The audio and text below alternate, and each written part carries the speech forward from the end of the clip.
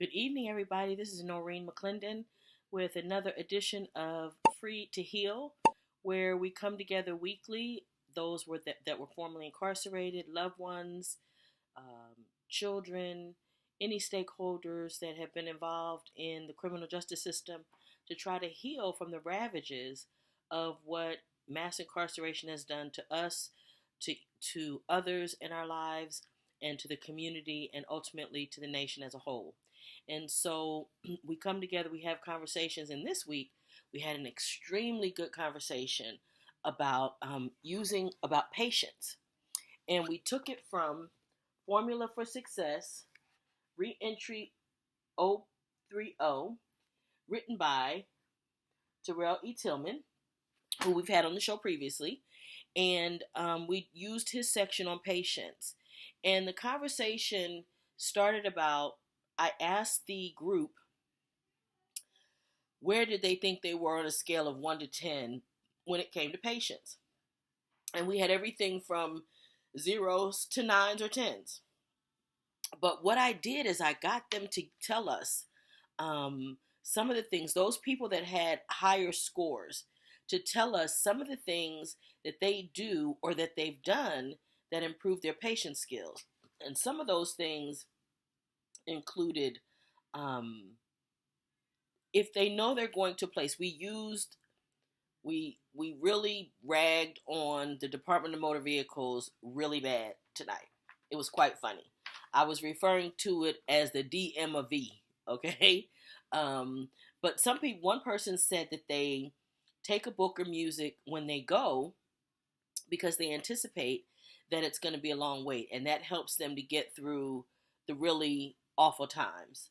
Um, Another person said that they kind of played a game with themselves where they would look at people and create stories in their head about them, or look just at what was going on in regular life, and that entertained them. It was like this was a movie that they were watching, and they just watched the movie and it helped to pass the time. So we all thought that was a really good one. Um, some people, let me see, what else did I miss? I think those were the two main ones. Some just prepared ahead of time, knowing that they were going to have to wait a long time, and they just, because they're patient anyway, and they understand that everything is a process, because that is what Mr. Tillman wrote in his book, is that there is a process, and you have to be patient with the process, and understand that there are going to be things, and that way you can get through those long, boring waits much easier. One of the people spoke about the fact that they have other appointments, so it created anxiety. And so that led into a big discussion about anxiety. And so I asked the question, what things caused anxiety? One person, it was just driving, period. Another person, it was riding the bus, because in incarceration, there are no buses, there are no cars. They had several people who had been left prison, got hit by cars, and died. And so the notion was that prison was the safe space, the place that was safe, that they wouldn't get hit by a car. They were afraid that somebody might shoot up the bus. These are the kinds of things that happen now. Anxiety is often something that is not based in fact or reality. It's oftentimes not even rational, but it doesn't mean that the body doesn't experience it as if it were real. Another person had anxiety, and I think I may have spoken about this before, where just having cash come out of the ATM. He talked about having money in his pocket. He hadn't had actual cash in his pocket in 33 years, because having cash in prison is considered a contraband and can get you more time or get you sent to the hole. It can get you punished. Another one, which is common, is finding employment. And how do you deal with the answering the question, have you ever been incarcerated or convicted? That it was like having been in prison was hanging over their head. Another one had an issue with people tend to want to tell your story and that kind of thing. And this person was fairly shy and laid back and didn't want to be in the spotlight all the time. So I think for people who are listening, it may be a good idea not to constantly put that person on the spot. Tell them, or tell your story, or tell them. Just give them a chance to kind of ease into that a little bit, because it is anxiety producing. Um, Let me see some other good ones. Shopping in the store because there are too many choices. He talked about toothpaste. There were two choices. There was a generic and there was one brand of toothpaste. Well, with that being the case, when you come home and there are all these varieties, it was just totally overwhelming to have to choose a specific brand. And it was too overwhelming and it produced a lot of anxiety. Another one that I thought was really interesting was the fear of disappointing the people that had held him down while he had been incarcerated. So people have expectations of the people that have been incarcerated. A lot of times they want you to be exactly who you were before you went in, and a lot of times they don't want you to be anything like you were. And neither one of those is going to be true. Neither is going to be true of your loved one that comes home. Everybody changes when they go to prison, for good or bad. If nothing else, the passage of time and age tend to kick in, and they've lost time, so they're going to be different. They're not going to be the same people when they come home. Let me think. Did I miss anything? Oh, one person talked about the fact that the system itself, having to be on parole, having to get documents to document who they are, those things were anxiety producing. And so, but the thing I loved about tonight's discussion was that most of the discussion wasn't from me. The conversation wasn't on me. It was that the group participants got to talk and express how they felt. This group is not for or about me. It is literally for everybody to heal. And I'm so excited every week, especially on the weeks where the group participants get to chime in, because I always learn so much. For example, I never knew that you may hear people who have been incarcerated talk about canteen. And there's a person that is an inmate that works in the commissary with the officers. And apparently, that person gets to charge people who are not on the list that day to shop, to come in. Those people pay them so that they can shop. I also didn't know that it is divided into days who can shop. And so if you miss those days, you may have to wait a whole month before you can shop again. Then I learned tonight that there's someone in every prison called the store man or store woman. Who are they? They are the person that has everything from the store. But if you get from them one soup, you may have to return two. Or they may require you to get two and you have to return 3 or 4. The store man or woman sets the rules for their store, but apparently there's one in every prison. And if you miss canteen, the reason getting to canteen is so important is so that you don't have to pay the extra price at the store man or woman. Who knew? Who knew that that was a system? It's like the hard money lender. When you're trying to buy a home or get a car because you have bad credit, the normal banks and lending institutions won't lend to you. So you have to go to what's called a hard money lender. And there's always an extra tax from the hard money lender. So there's that person in prisons. It's a barter system. And so it can be at extortionary rates, and because you only get one particular week a month to shop, if you miss it, then you may have to wait till the next month. And they indicated that the topic came up because the guy was saying that there may be 300 people waiting, but what he realized was they may, if I don't have the patience to wait, they may call my number or my name and I'm not here, and then I don't get to shop at all that month. So patience is a virtue apparently inside, and we all know it's a virtue whether you've been incarcerated or not. So this was an incredible discussion this week. I hope you get as much out of it as I did. Please leave comments, topics that you want to discuss, anything you want to say to us in the comment section, and we'll be right back at you again next week with another installation of Free to Heal. Have a good night. Bye-bye. Welcome to Free to Heal. And tonight we're going to talk about something that is really huge. That's patience.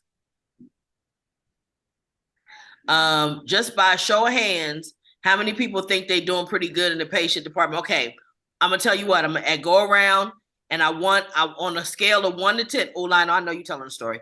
On a scale of 1 to 10.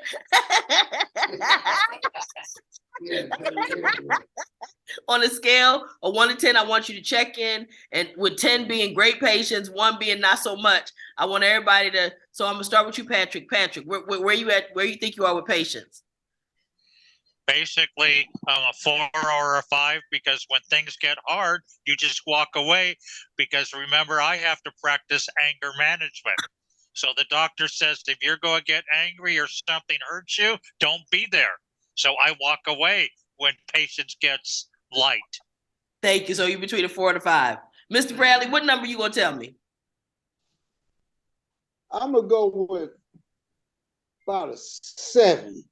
Okay. Because my patience is like, I want to seize the opportunity, because if I take too long being so patient, I might miss the opportunity, because sometimes it's not going to be there all the time for you. So it's like, when I can, I'm going to do it. If I can't, I know when to bag up off of it, because I know I can't will things and make things happen. Sometimes it takes a little patience, because that's when you know things are right. But sometimes you miss out on that opportunity. So my patience is it's like back and balance forth. the two.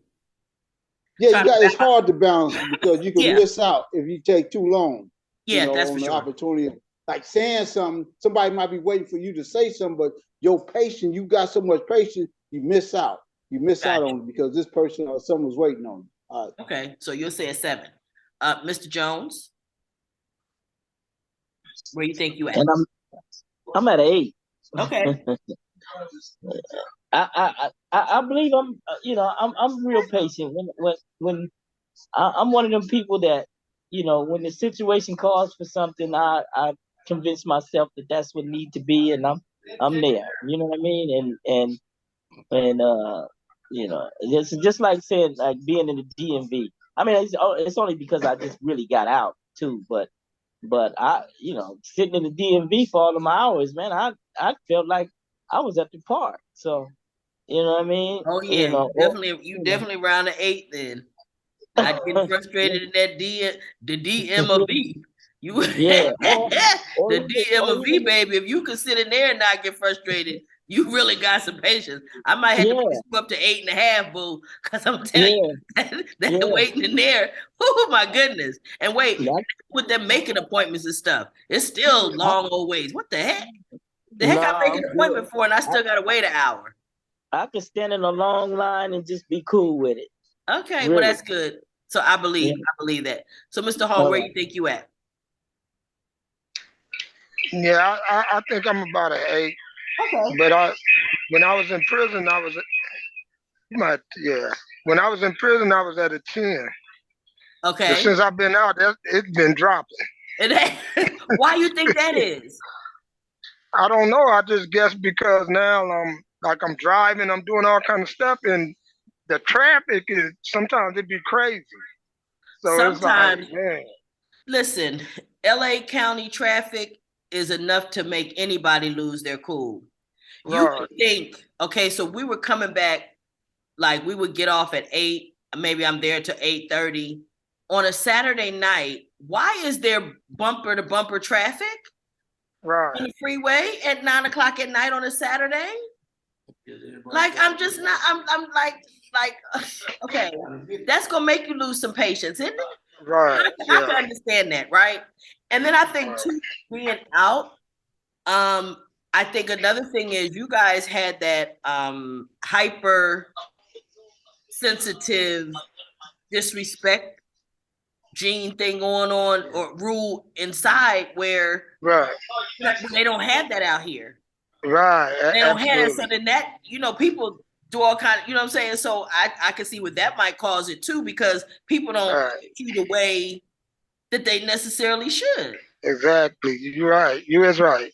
You know what I'm saying? Dealing with some other stuff. Because that's some other even like dealing with people out here, like you said, I mean, I'm getting madder faster and I'm not liking that, but because like you said, the respect thing is really not there. It's not at the level that it was inside. Right. Because see, I always talk about the fact that it's a different standard. It's a totally different standard, and people don't always get that. It doesn't translate out here. The story about the guy standing on the bus stop, and the man just came to stand on the bus stop, and he went off on him. He told him, he said, "Y'all don't even know where to stand. Why you still be standing behind nobody like that?" Okay, the man, poor man, everybody on the bus stop looked at him like, "What's wrong with him?" You know what I'm saying? He's 18 years. You don't stand behind nobody in the penitentiary. You know what I'm saying? So for him, that was like, you should know that already. But people out here don't know that. The man just walked up. He's probably just trying to go to work. It's in the morning. I'm just trying to get to work, man. I got waiting on the bus. So, there's a lot of things that just don't translate. Okay, but you're 8. So who did I miss? Mr. Terry. Otis, what number you think you are on patience? I can't hear you, babe. Okay. Wait, Kit unmuted. Go ahead, Kit. Okay, this is Kit. I'm a 1, and the police had to come get me out the DMV line because I had acted a fool and I was ready to kill up everybody. So you said you're a number what? I'm a 1. You're a number 1. Oh boy, okay. I ain't got no patience at all. Well, I'll get back at you now, Noreen. Okay, what'd you say, Otis? What number you think you are? I'm a number 10. I have 10. patience like crazy. I can walk away from any situation. Oh, I love it. I love it. I love it. Okay, so you a 10. Patrick say he said he about a 4 or 5. James knows I'm a 10. James knows you a 10? Yeah. James, where are you at on the patience scale? I'm about 8 and a half. Oh, he 8.5. Oh, don't miss his half, y'all. Please don't miss my half. Because it matters. It matters. Okay. Lose patience. Yep. Well, see, the thing is this. I pray what I want. That gives me patience. And then the other thing I had to remember was I went through all the groups to make me healthy. They haven't. So that's good the other point. thing. But what irritates me is when you're standing in line at the grocery store and there's 9 or 10 of y'all and there's 2 other cashiers that's scared to open up. And you're in this long line waiting on them to open up. And then when you get to the thing to put the stuff up, now they open up. Ooh.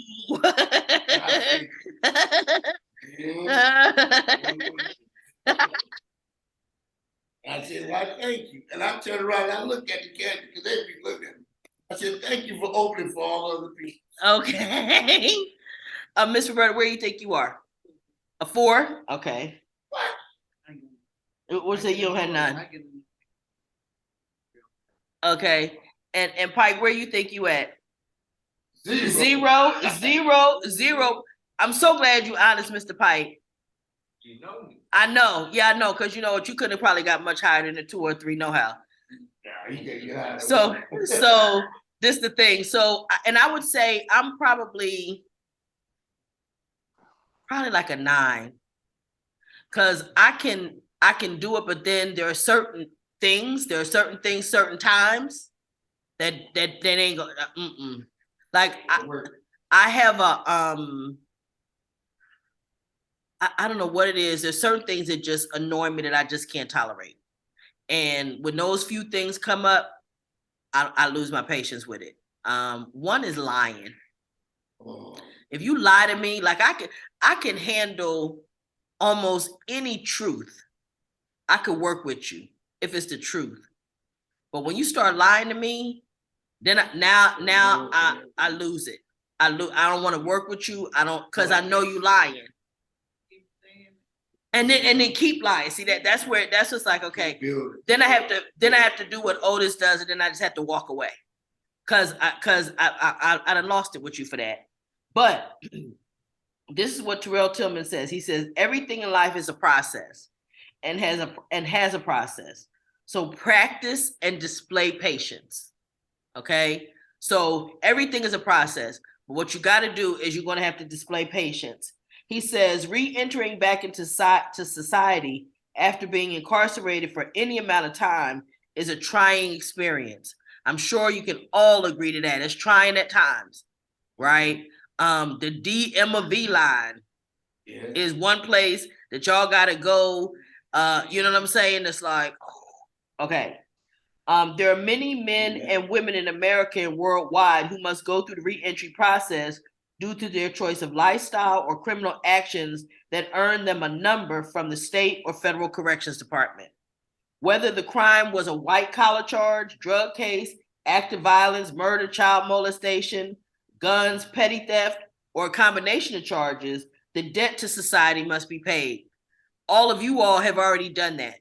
The fact that you're out means that you've already, according to the system, paid your debt. Even if you're on supervision, the debt at some level has been paid. Imprisonment is the first part of the debt, and post-release supervision along with re-entry is the last part of the debt. Despite whether the role of the perpetrator was minimal or not, one knew they were involved in doing something illegal that could result in jail time. To my knowledge now, I don't know if that's always the case. Some people may not know that what they're doing is a crime, okay? To my knowledge, like the person that just somebody asked them to come ride with me to go here. They didn't even know what was, you know what I'm saying? Like I know young guys that has happened to. And because they got in ride and took that ride, it turned into some stuff they didn't know. And I know like 2 or 3 of them like that wound up in prison for that. because of what happens after that. Oh Lord, I know he ain't asking me for the link. Okay, Terrell is asking me for the link and we going through his stuff. 1 minute. I'm glad I looked down at the thing so I could send it to him. And it's crazy because I just sent it to him on the 20th. Yeah, and it is. It's the same one.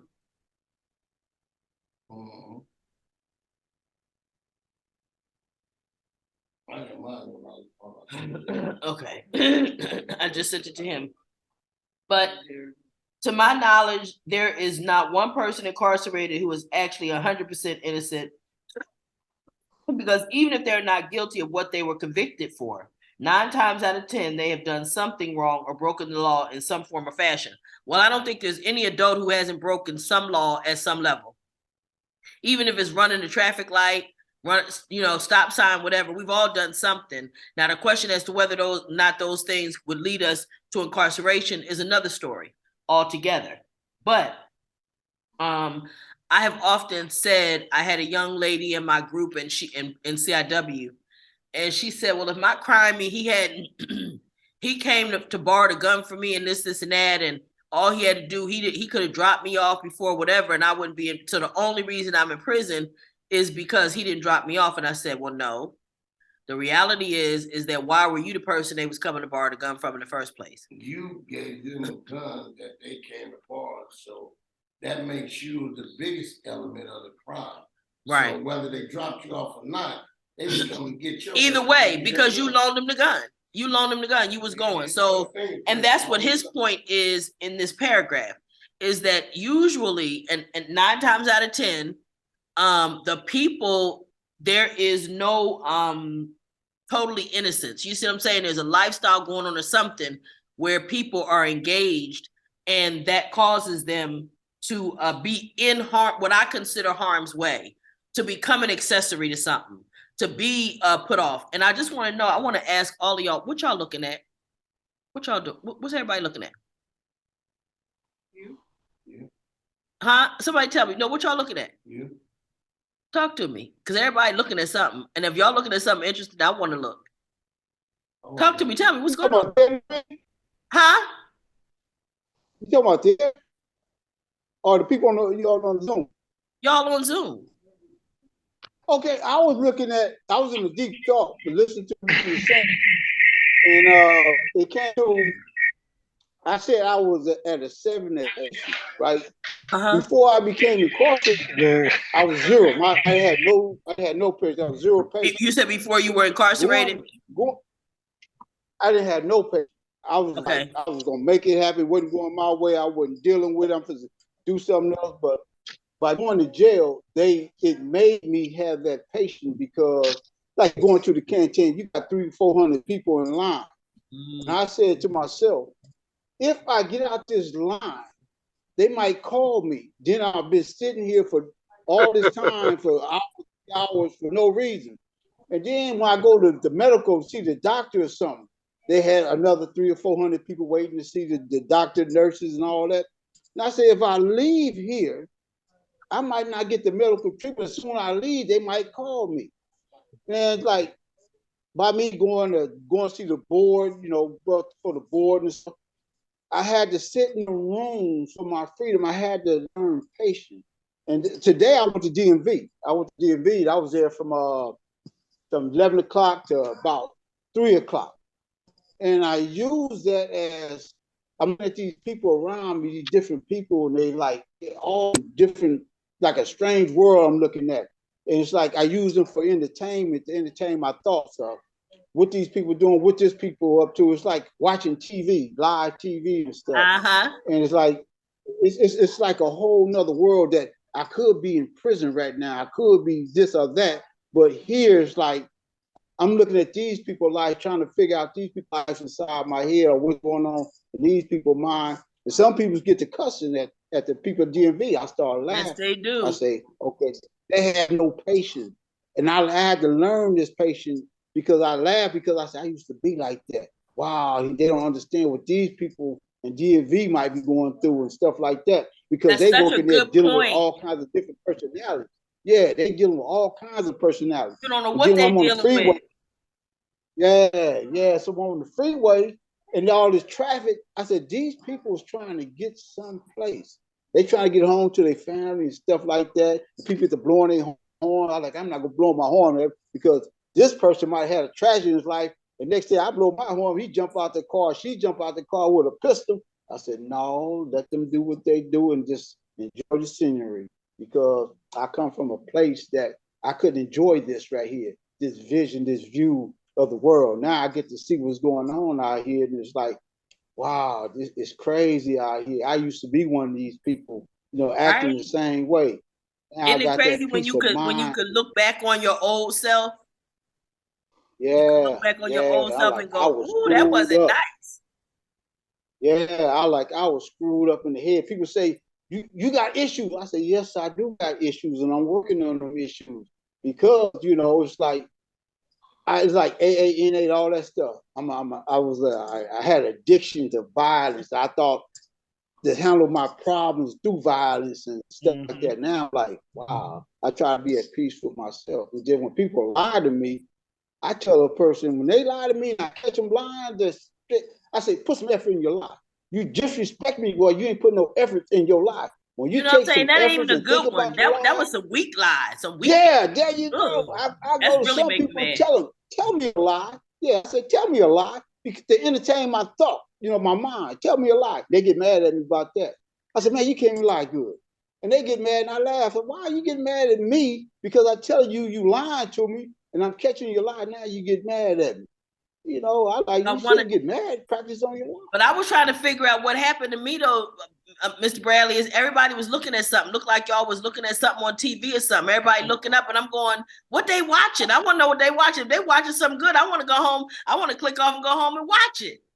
We probably was deep in thought of what you were saying, really Okay, at listening least that to was your you. I don't know about words. the rest of them, though. But wait, Mr. Terrell. The Mr. Terrell, basketball game guess is what we on. teaching out of today? Okay.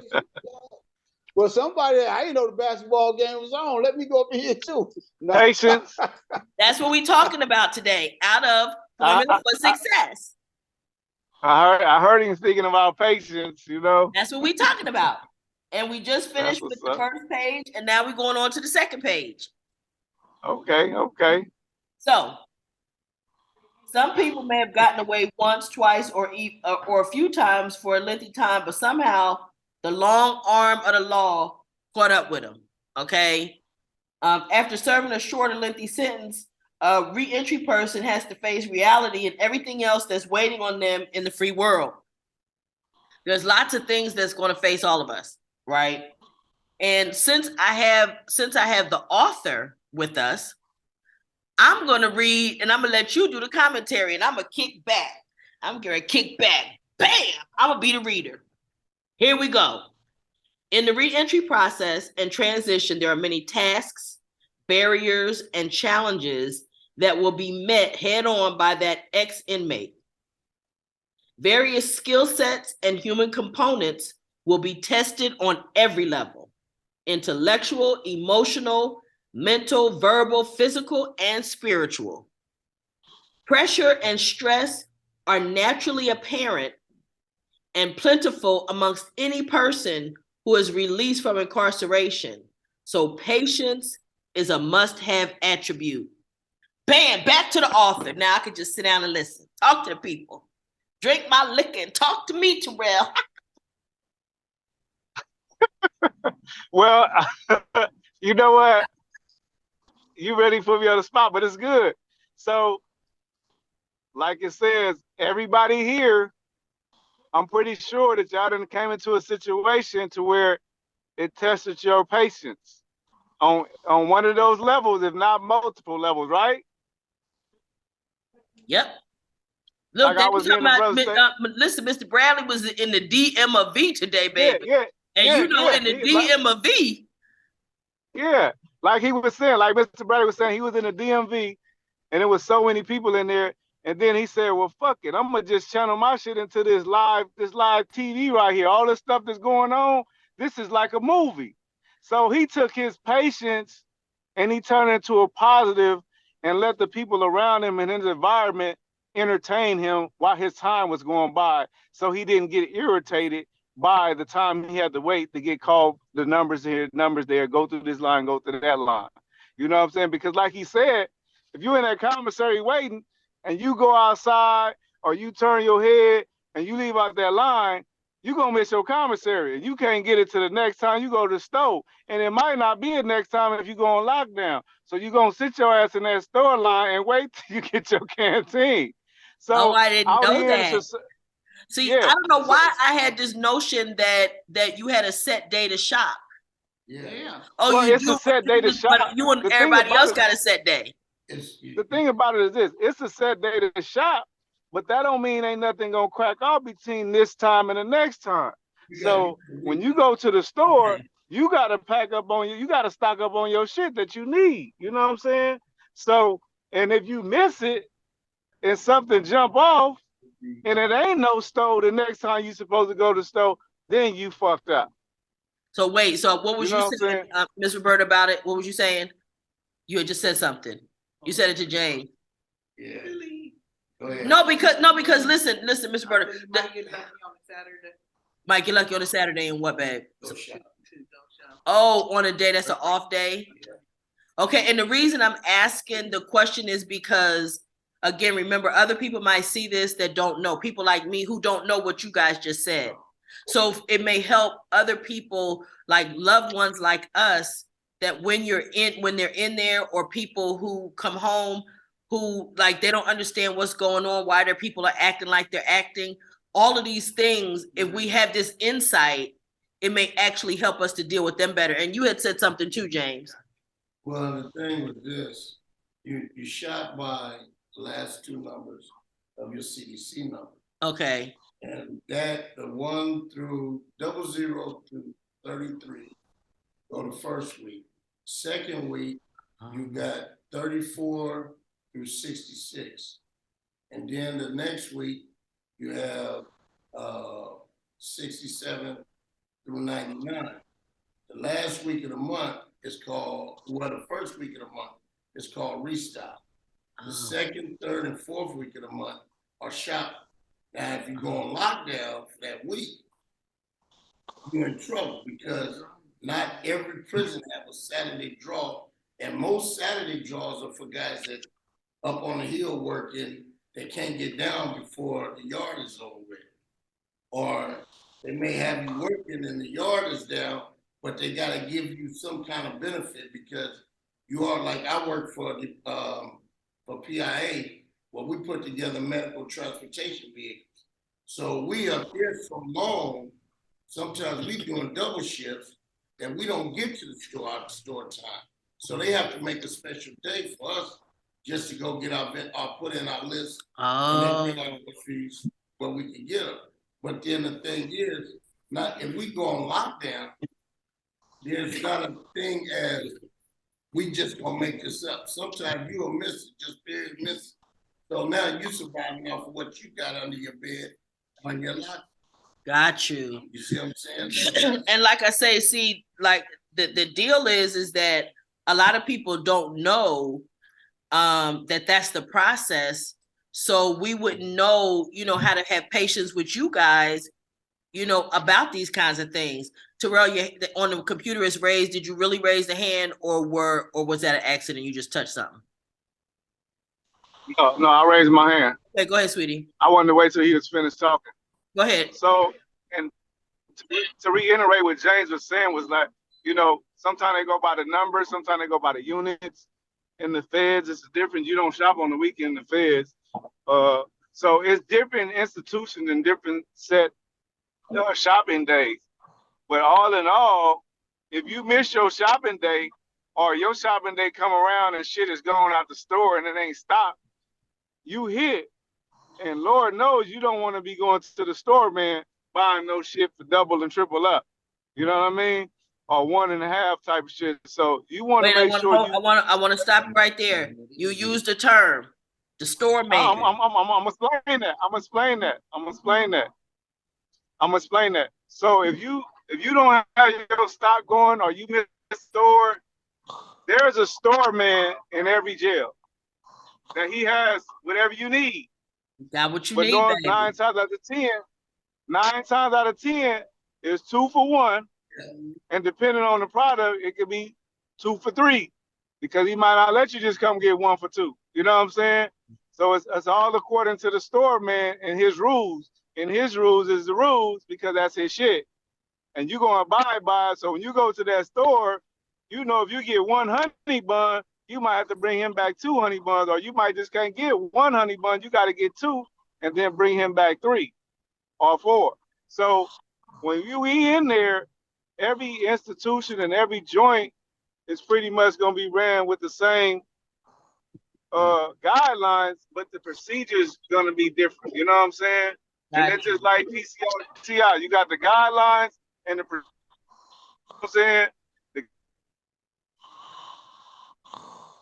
Your audio went out, babe.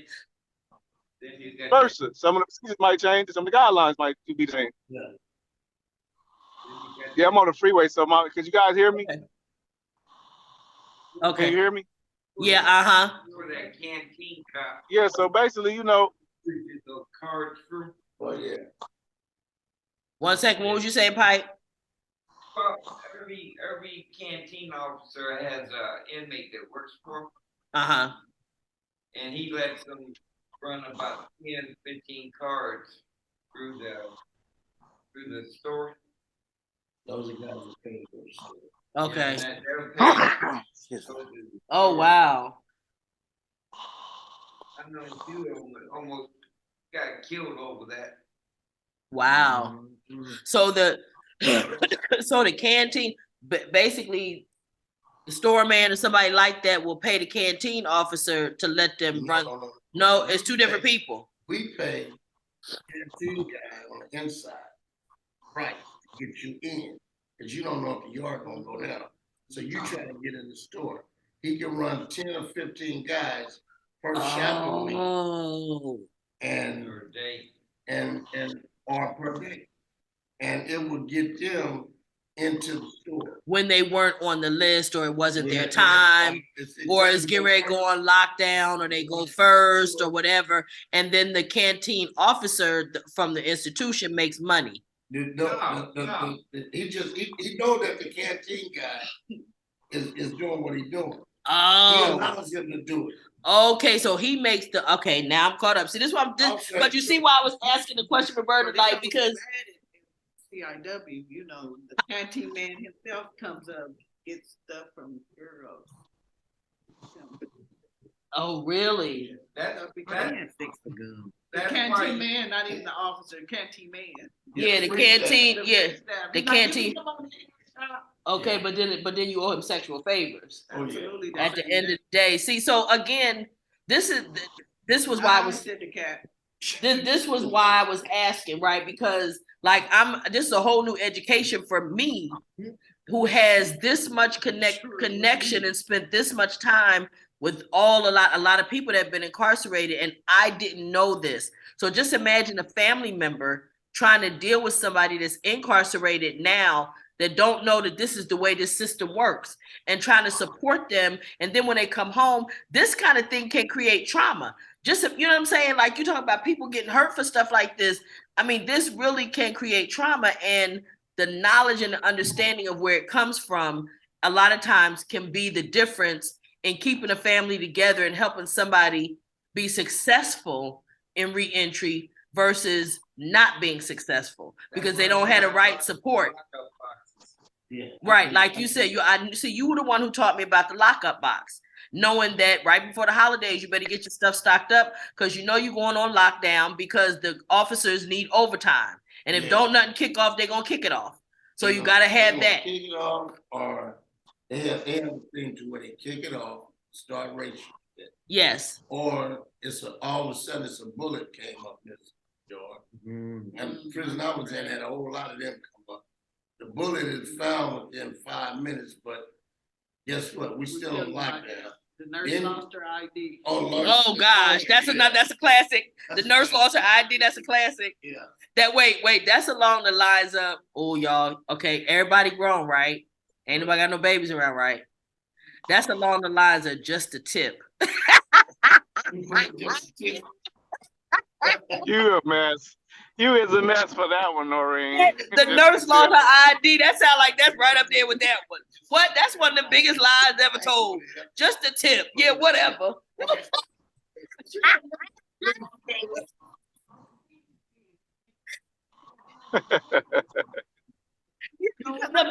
The biggest lie ever told, when a nigga tell you, I just want to put the tip in. That's a lie, biggest lie you ever heard. What I'm saying, because that's the consistency of that lie. It's the lie they use all the time. It's just consistent. That's why I have to say, we all grown. They always had this one particular thing. Yeah, that it come up all the time. The girls, we only. She said that's what she said. She said in nurse's story that she lost her ID. But in the feds. In the feds, the girls, the only time we've been on lockdown is when they did the people. If something happens in the world, they lock the political prisoners up in the stew, and then they won't let them get newspapers and stuff. But we go on lockdown like the lady that walked away from the camp. So they put all of us on lockdown while they look. Okay. We ain't never been, except that when they play the game. Because they got those games they play where they say, okay, they'll lock some girls in the shoe, and then you guys got to go find, the staff has to find them. They'll lock them, they'll take them somewhere, and they want the staff to find them. Or either they do the games where, like when I was in camp, the men would be out looking, but they'll have the guns, they'd be laying down with the gun. Yeah. We go outside not knowing they playing the games, and it scares us so horribly. And we went and told the food service lady, Miss Bentley, she said, oh, they're just playing their games. So that's how we found out that it's just games they do. Wow. And see, and I wonder, and I don't, and this is a good way to get back to recognize what we're talking about.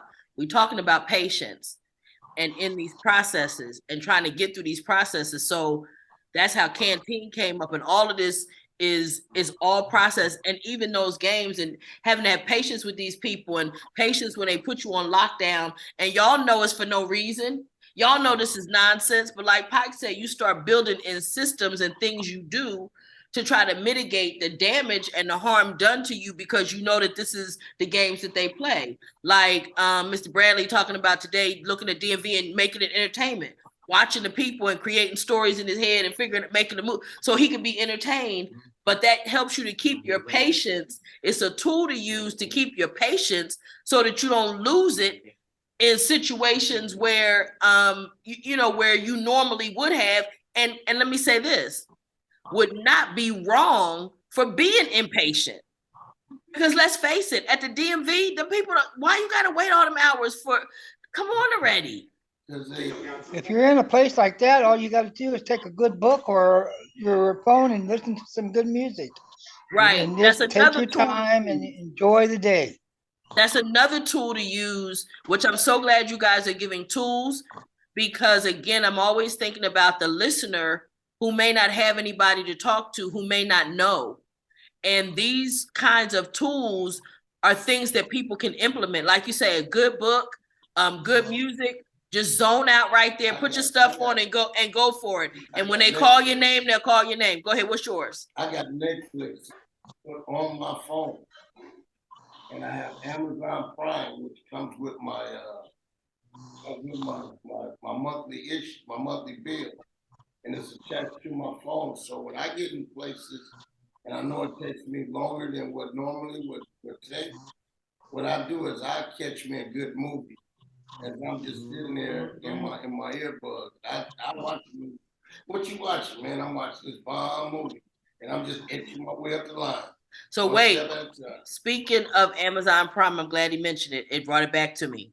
If you have Amazon Prime, there's a documentary called The First Step that just went up on Tuesday, April the 4th. I'm in that documentary. It is about getting the law passed where that Donald Trump signed on some sentencing reform and all that kind of stuff. So if you get an opportunity, watch it. It is interesting how laws come into effect and all that kind of stuff, but it's a good documentary. Terrell has seen it. Wait a minute, wait. I'm gonna cut to the bullshit. Fuck all of that. You ain't just in it. You was a co-executive director of this movie. She made this motherfucking movie happen, y'all. You know wait, not that one, Terrell, the other one. Listen, when Brandon said I made it happen, things I was doing that, I did not get credit on the film as a producer and executive producer like I am on the one that I did the other day. But I did do producing work on this film, on this documentary. I did. But no, man. No, for real though. But she was a instrumental player to get this thing done and to bring the pieces from South Central in, because Van Jones couldn't have did that. The producers couldn't have did it. None of that stuff. So she was an intricate part of this movie, and I went and seen it at the filming with her as well. And she kicks ass. You know, Noreen ain't up here just being a facilitator just because she really give a damn and she really got insight on this work. And this is what she do. You know what I mean? It ain't about money. It's about really, the people and having the patience to deal with the idiots that do have this industry kind of on lock that we're tapping into to help people to get what they need coming out of prison, because we know what the fuck we need, but they don't. But they swear they do. And the fact that they giving away some money, they think they're gonna dictate everything, and but they don't know what the hell they're doing. So we have to come in and we have to actually let them people know, look, what you saying might be true. I have some truth to it, but that ain't gonna how it's working. We're gonna have to tweak this like this. And that's what she did. It was a 5-year process, and I seen that movie and it hit home for me because it was talking about some stuff. When I was in the feds, when the movie was being made, I didn't benefit from the first step, but I know some people that did. But the way it happened, it was the Democrats and the Republicans had to come together to make this go. and through Van Jones' work and Noreen and all the people that was doing the traveling and speaking on the situation, made that law come into existence. So watch that movie, the First Step movie. The LA Times did an article on it in the calendar section yesterday. It was like almost the whole page. Yeah, my cousin went and got the newspaper yesterday for me, but it was a whole page, almost a whole page story, and they literally used a picture of me and Van in the article. But it's available on Amazon Prime. So if you guys want to watch it, it's called The First Step. They released it for streaming on Tuesday. So I forgot all about it just to tell you guys that. But when he mentioned it just said, oh yeah, I could tell him that too if you get bored. So if you get bored and you got to go to the DMV again and you got Amazon Prime on your phone, you can and watch that and not be bored. Okay? Yes. I gotta go on my back. All right, sweetie, we love you. We're so glad that you came here. Can you check out for us? Any last words for us, Pike? Yeah, send me checks. Did y'all hear him? He said send him checks. Pike leaving because his back is hurt and his arm is hurt and stuff. And he said his checkout for the night was send him checks. I'm sure y'all got a check y'all could send them. We got some checks. Got a chin check for you. You know what I'm saying? We got some checks for that ass. Okay. Okay. Now, so I'm gonna do this one. No one is exempt, and I do mean no one is exempt from anxiety upon leaving incarceration, no matter how confident they are. It's just a natural human feeling that overcomes everyone who sets foot into society for the first time after being locked up. Mr. Author? Mr. Terrell? Oh, well, this is something I can testament to, and certain spaces I still get a little anxiety. Actually, I go to courts on every Friday, and it's like when I walk into that courtroom, even though I'm on the court side, it still strikes me in anxiety. Then when the undercovers and the people come in there to court, I be saying to myself, damn, I know I ain't did nothing, but they don't be there for me. But just that anxiety and having that PTSD of being in that courtroom, it's a trigger to me that I have to continue to grow with and overcome, especially being that I'm in the reentry field and I'm there advocating for people who are going to court and trying to get them off probation or get them a good report. So, and this is something I'm pretty sure everybody here can attest to. When you step out them prison doors, you had a level of anxiety that shot through your body. And probably now when you step into society in different places, you probably have the same feeling. It might be lessened now, but it's still there. I'm pretty sure. So what I would like to know from, and because it's already after 7 for some folks, I know some folks got to check off at about 7. If you have to leave, because I want to talk a little bit more about it, but if you have to leave, that's fine. I want you to talk to me about those things that gave you anxiety. Just give me a brief something on something that you know that gave you anxiety when you came home. Patrick, let's start with you. Or Mr. Otis, you want to start? Yeah, that'd be fine. When I got home, I had a lot of anxiety about how to get my driver's license, social security card, and I get frustrated because I couldn't get it or get them right away. So I just sat back. I had me some music, kick back and talk to the people, and relax and enjoy the day. And said, look, I'll come back when you get time enough to help me get my driver's license or social security card or birth certificate. And I just said, you know what? It's easier to just relax and enjoy the day rather than to fight the system. So that's how I did things. Thank you so much. Thank you for sharing that. We'll see you next week. All right, dear. Mr. Patrick. Yeah, the anxiety was just the system itself, knowing that nothing is easy, everything is hard, and patience, patience, patience. You go to DMV, you go to DPS, you go to the first 90 days, you have to go to parole, one visit at the house and one visit down there. Then periodically you got to talk to the psychologist. It's just a system overall. And you going to the board and they tell you, well, we want you to check in the first 3 months. We want you to do this. And you can't say, well, I'm going to have difficult. You just say, yes, sir, no, sir, yes, ma'am, no, ma'am, regardless of whether it's difficult, regardless. You just have to go, like Terrell says, you go through the process and do the best you can. That's part of your patience. Got you.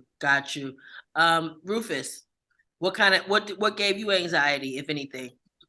Well, we know it was something. Well, yeah, absolutely. The anxiety the thing that gave me anxiety was the job thing and trying to and filling out applications and doing job interviews, knowing that I have to I have to tell these people that I've been in prison for 34 years or something. I ain't tell them that, but just that's hanging over my head, that I've been to prison, and is these people gonna give me a chance at a job, even though I know I got a strong work ethic, you know what I mean, and just the anxiety of not getting opportunities, and knowing that I'm a dedicated person, I'm a committed person, I'm a person with a strong work ethic, but is anybody gonna give me an opportunity to show that? Yeah. So that's the anxiety that I get when I have to step in that arena. Got you. Yeah. And Mr. Hall, how about you? For me, it's probably more about being in the spotlight. Because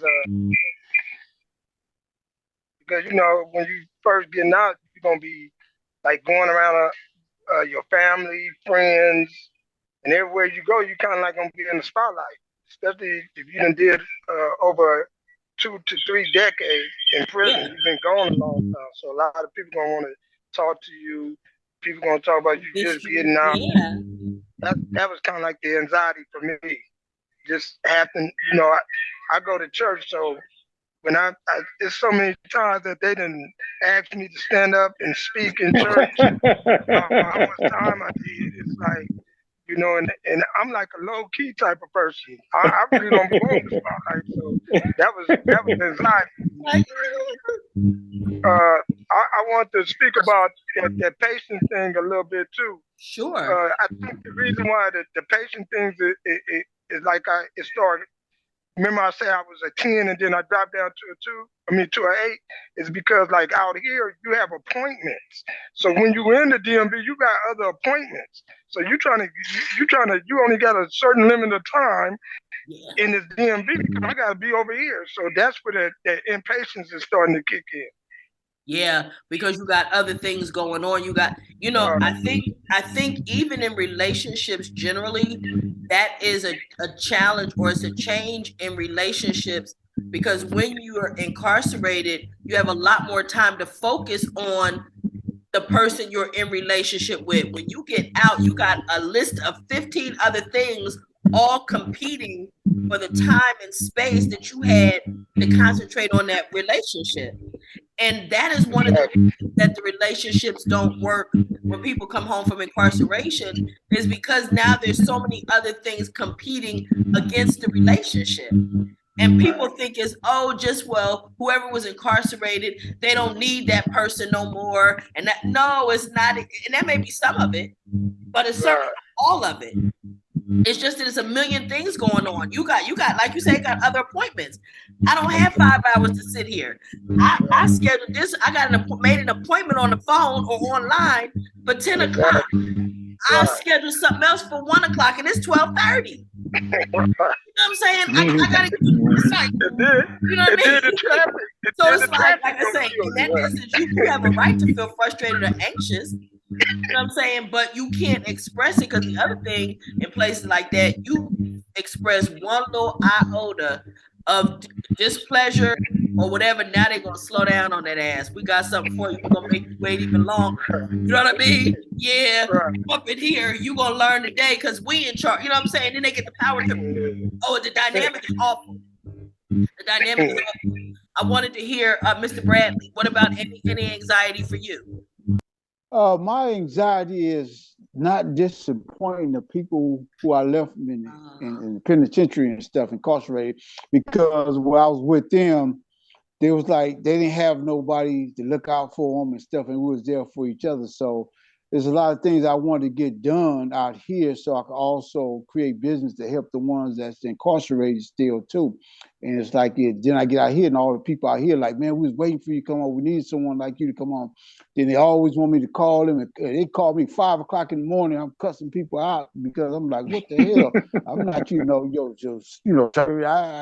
and it's the anxiety because I do want to help them, and I don't want to disappoint them, like turn my back on them, like I had people turn their back on me and stuff. So I know how to feel. So my anxiety is basically to help others and stuff like that, and I got to learn how to be more patient. That's something. There's something I've talked about that several times. Is people will have everybody's going to have expectations when you come home, particularly if you've been gone for a while. And you are not responsible for their expectations. And to how do I want to say it, to mitigate or to make that easier, you know what I'm saying? Like to balance that out, you can care about what they're doing, but you also got to first focus on what's best for you, because you got to struggle through all this other process that they don't know nothing about. People have their own ideas about what you should be. They want you to be either exactly the person that went into prison or nothing like that person. And neither one of them is going to be the case. That you are still who you are, but you changed and grown and evolved into different things while you're incarcerated. And people have all sorts of expectations, and we need to manage. That's what I wanted to say. Manage their expectations by setting boundaries and not feeling responsible for what they want for us to do, so whatever they want of you or whatever they need for you to do. So I can understand that you want to, you want to be there and you don't want to disappoint them, but at the same time, you're not responsible for what everybody's going through. And people will try to make you feel that way. They will try to make you feel like you're responsible for what all they going through and all. Well, while you was gone, we was expecting it when you came home, this, fill in the blank. Well, that's not what you want right now. You know what I'm saying? And it's not that it's not something I want to do, but it's not what you want at this point, right? And let me say one thing. Let me interject right here, please. Yep. I'm gonna tell everybody on this call. Person say they was waiting on you to come out here and do what you need to do. You need to look at them and say, "You're motherfucking bad." Yeah. You was waiting on me to come out of jail after doing 20, 30 years. You was waiting on me. Your motherfucking antennas at. Yeah. It's time. So if you was waiting on me, you need to keep waiting, because I got to get my life together. That you can't take ownership of somebody else's expectations, like she said. Yeah. And I understand, when I got out the feds, they 11 years, I took pictures and sent them to homies and all that, because that's something that I promised and I was a man of my word. But after that, I can't be sending no money. I got to get money for myself. I got to get my own shit established first before I can do that. But if somebody on the street was saying they was waiting for you to come home to do something for them, they shouldn't have been waiting. That's they bad. You need to tell them that's your bad. Man, what the fuck? That's not even rational thinking. Right. You put something on hold for 20 years waiting on me. You could have had it done by then. So don't take that ownership from nobody. Yeah, I heard that. That's true. You know what I'm saying? Don't take that ownership from nobody. Oh, we was waiting on you, and we need to do okay, it's cool. You might need some more people like me. You might even utilize my resources. It might get down, but you wasn't waiting on me. So you could say that bullshit dream to somebody else. You wasn't waiting on me. Sell it to the man down the block. Sell it to them. And don't take that ownership, because that's pressure on you that you don't need. You know what I'm saying? Go ahead, James. Period. What was your anxieties? Well, first of all, I want you to help the brother with something. And this is just a little something drop in your water bucket. The people that's waiting on you to come home, tell them thank you, but keep waiting. Because right now I got to find out who I am when I come home. You don't have time to lose your identity in taking care of everybody else's. You have to take care of who you are. And like I say every time, teach people how to treat you. Yeah. Not it's about you treating them. Because everybody say, oh, you promised me you. No, I didn't. Because I couldn't promise you I was coming home. So I know you lying. Right. See, you said keep right you on said main and keep on digging, huh? I know that's right. See, but he said the Wait one second. Wait 1 second, Mr. Teach. Bradley. Wait 1 second. Go ahead. And your anxiety was what? My anxiety was, and my first anxiety was I broke down in Walmart store trying to choose a toothpaste. Shopping. Too many choices. Because y'all know we had Colgate and you had whatever generic. That was it. That was it. When I walked in, I seen all the different varieties of toothpaste. Then I went over to the deodorant and I went and seen all these different deodorants. And I started crying again and a lady came up and gave me a hug because my girl explained to her, I just got out of prison after 26 and a half years. And the woman came up and gave me a hug because it was overwhelming as well as anxiety to be in a place where there's no respect, a whole lot of people running around. As you know, in the pen, when people start running, things start happening. That's a problem. That's a problem. And then you look at it is a variety. Because it is. So much to choose from that it overwhelmed me. And my anxiety still today is crowded grocery stores. Wow. I still have an issue when I go in stores with certain people, I tell them blue. They be like, what's blue? Blue is my code word. That means get me the hell up out the store. Okay, yeah. I give them a code word. Right. Because I'm still learning how to manage that. Right, got you. Mr. Withers, can you unmute? How you doing? You got it? There you go. Hello, Noreen. How you doing? All right. So what kind of anxiety did you face? My anxiety, probably the first anxiety I felt probably was driving. Driving. That was the first anxiety. After not driving a car for 20 years, that was like the first thing. Because at first I was just like, the first few days I was out, because I never had a driver's license before. I was just reckless driving, young and everything. So when I came home and I knew like I got to do everything right this time. And the first time I drove, my wife was like, here, drive. And we was driving around the neighborhood and just in the little cul-de-sacs and everything, like I still was nervous, but then to actually, once I got my license and to jump on the freeway and everything, like that was a lot of anxiety for me, trying to watch the cars and looking in the rear view. And my wife is like one of them professional passenger drivers and shit. You know what I'm saying? She liked to drive from the passenger seat. So every little thing I do. Wait, get to it. Put on your signal. Go over there. Man, look. I've been out a whole year driving and she still claims I can't drive. But my thing is DMV gave me a driver's license so I can drive.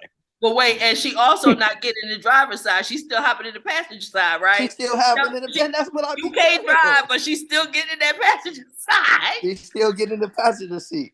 And then she always handed me the keys like, here, I don't want to drive because I know you're going to be critiquing me and that shit make me nervous. And then she don't ride with the seatbelt on. Oh no, she tripped. She refused to put her damn seatbelt on. If you're gonna be fussing at me the whole time, that's only gonna make it worse. So can you please? Why don't you just drive then? But then no, I don't want to drive. See, I listen. I don't want to drive. I don't want to drive. You drive, but then you got to do it the way I say do it. Okay. Exactly. Wait, let me say this. I'm sorry. Can I apologize for her? Let me just apologize to you on her behalf. Okay. I'm sorry. What's your wife? Husband, I'm sorry. Okay. Okay. Okay. Wait. So now, Miss Roberta, can you talk about any anxieties you had, baby? When you came home, like the. That Cheryl was showing me. I'm sorry. Oh, I'm sorry, baby. Go ahead. So the interviews, job interviews. People ask me to speak around a big crowd. I can't. I crack. Something happens to me. Something happens to my throat. Something, yeah. Oh, so when people wanted to interview you about your experience, like Mr. Interviews, period. Yeah. One time I had a whole meltdown at an interview to work at a hotel. I looked really, really nice. I don't know what happened. I just started crying. Like I was like, I don't know what's happening to me. I didn't. No, I messed up the whole job. Wow. And then for you?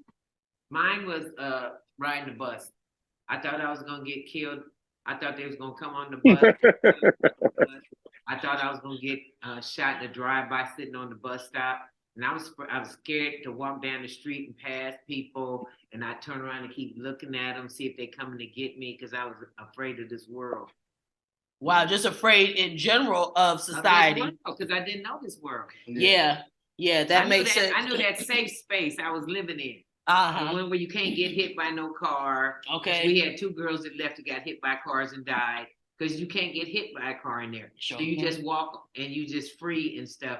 And it was nothing that happened to us. And so we were safe there. Yeah. My mom one time said, I'm so scared. I said, I'm probably in the safest place I could ever be. Now, that's in the feds. Okay, yeah. Now, isn't that interesting? Because nobody would ever believe that you felt that way, but that's how you felt. You see what I'm saying? And I want to say this, and then we're going to have to wrap it up, but anxiety is something that happens. It doesn't necessarily come from a rational place, but it doesn't make it any less real. It doesn't mean that your heart isn't going to race. Your breathing is going to pick up. You're going to feel what you feel. It's like with James, we're saying, well, all the different choices. Who would think that was a problem but you lived that though. And I'm telling you that you're not the only one. Somebody in the family that Thornton, you and I know, one of the sisters told me they had that experience years ago. And so the issue is that, again, for me in doing this platform, I'm always thinking of the person who feels alone in experiencing these things and think I'm the only one going through this and thinks that so that must make me crazy. And it doesn't. It could be any number of things. You guys went through a whole list of things. Shopping, too many choices, riding a bus, doing interviews, speaking to people, just a variety of different things, driving, being in the spotlight. There's a whole lot of things, just the system itself, dealing with parole. That's a whole variety of things just amongst you guys. And I'm sure you guys didn't even mention all of the things that could potentially give you anxiety in this process. Some things you may not have even experienced yet, no matter how many years you've been out, that will cause you anxiety in the future that is as the result of having been incarcerated. So with that being the case, I just want all of us to understand that it can happen to anybody. And I'm so grateful that we had this conversation. And I'm so grateful, Mr. Tillman, that you wrote this book so that we can have these kind of conversations, because these are relevant. They're relevant for everybody trying to successfully re-enter. And I know we did this a little bit out of order. That was kind of like everybody's checkout. Is there anybody, though, that has, based on the conversations, that has any one thing else that you wanted to say that was important before you go? Okay, go ahead, baby. Yeah. Oh, wait. Okay, so Cheryl going to go. Go. Okay, so when we had a girl that went to court, and then the feds, when you go to court, they release you and you don't take none of your stuff. You have to call right back and get it. But her kids took her to Walmart. When she saw, they said that she did this because they called her and told her. They said when she got to the panties, she was like, oh my God, purple panties, and start crying and stuff. The kids like walked away from them because they said it was embarrassing. But when I left Waseca, Minnesota to go do my last 2 years in Dublin, I went in the store and like James talking about all the stuff. I had never seen that much gum. And so I'm walking down each aisle while I'm waiting for the bus. Walking down each aisle. So I go to the counter and I say to the lady, "You guys got vitamin D milk?" And she said, "It's none back." She said, "Yeah, it's none back there." I said, "No." So she walked back there and she showed it to me. It's in a container. It's not in the carton. And she said, "You from the prison, huh?" And I said, "Yeah." Because it's just so much we don't know about this world. It's so much that's so different now, you know? Yeah, and you said it was 2 things. Was it something else? That was the 2 things. The lady that got okay, got you. Okay, go ahead, Mr. Bradley. Yeah, Can you I hear mean, me? like you said a while back about going to the gang, trying to stop the gang, bring community together. And they look for a certain person that can do that, have that potential life that can bring the people together. When I got out, this what they saw before I went to prison and after I went to prison, because I have these tools now that I learned from all these different groups. Like James said, teachers. When you have a person come out of incarceration, you can teach the other people, and these people know that you could teach them, that you could reach out to them because they know who you are as a person, have a good heart and want for the people, not just for yourself. This is what they look for. These people are also waiting on Jesus to come back. These people is waiting for someone to help guide them in a right, positive way. So I would never turn my back on people or judge these people who said they're waiting on me if I have something positive to give to these people to help the people. I'm only one person. I need more people to help me with all people, not just the people in my community, people all over. Now, we can get together just like your group. You come together with this group, everybody's waiting for you to start the group because everybody looking for their help to better themselves, that positive words, this message that you're giving. So I would never turn my back on anyone when I can give them something positive. But at the same time, I'm not going to let them draw the life up out of me. But if I can help, wonderful. I'm going to help. Yeah. That's wonderful. That is a very healthy outlook. It's going to keep you healthy, and it's also going to help other people because you get the opportunity to share that wisdom with them. I want to say one other thing on my way out is that Mr. Withers shouldn't have went and got that orange juice because now I'm thirsty. Okay, now Maureen, because he over there, he making it look good and he turning it up. And I'm just saying, I'm mad with him. I'm mad with Mr. Withers behind it. I'm just saying. Mr. Kent, did you want to say something? Yeah, can you hear me? I can hear you. Yeah. Okay. The biggest anxiety to me was having money in my pocket. I didn't have no money for 33 years in my pocket. Yeah. All of a sudden, I got money in my pocket. I could buy anything I want. And I'm scared to buy a peach candy. I know somebody, she did 33 and some change and had a straight up anxiety attack meltdown at the ATM when the money came out. She was scared to touch the money. So I thought I had also, a and see again, I'm saying the importance of this conversation is that there are people who don't know that they're not the only one. They don't know. They think that it's just them, and it makes them think that they're crazy. I want to give the author one last opportunity. Any last thoughts from you, sir? I just want to say,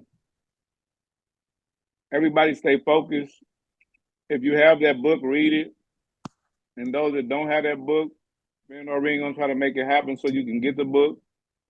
And for Mr. Bradley, I was not saying to say screw them people. I was just saying that that's not rational for anybody to be waiting on you to come out of prison so they can make change in their life. But you're right. You have something to give them. You can teach them. They're looking for people who they may have looked up to coming out of prison to be that beacon of hope and that guidance that they might have not had when they was on the street. And that's it's normal because a lot of us coming out of prison, we have influence over a lot of people in our lives, regardless of how long we've been in prison, because we're somebody that they seem honorable, respectable, and knowledgeable. So when we hit the pavement and they could touch us and feel us and see us, That's what they mean by they was waiting on us. You know what I mean? Because they want to get that information and that knowledge that we have and be able to help guide them, because they couldn't do it out here by themselves, or they couldn't find nobody that could help them, guide them the way that they feel they need to be guided.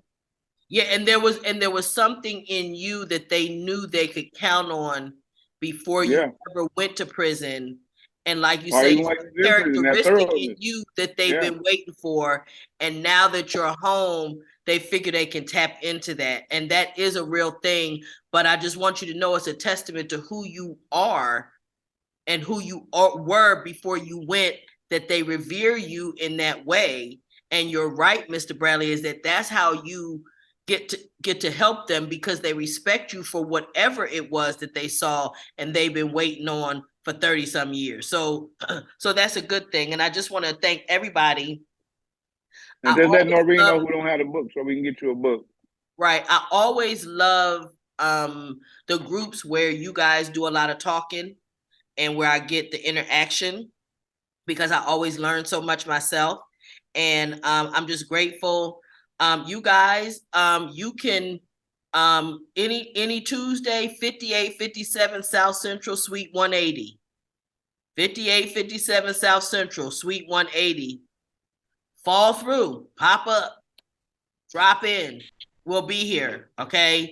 And we'd be glad to have you guys in person, because I've never met the two of you in person, right? So I would love to meet you guys in person and have you here in the group, in the peanut gallery back there with the, but look, see with the people. Oh boy, you know what I'm saying?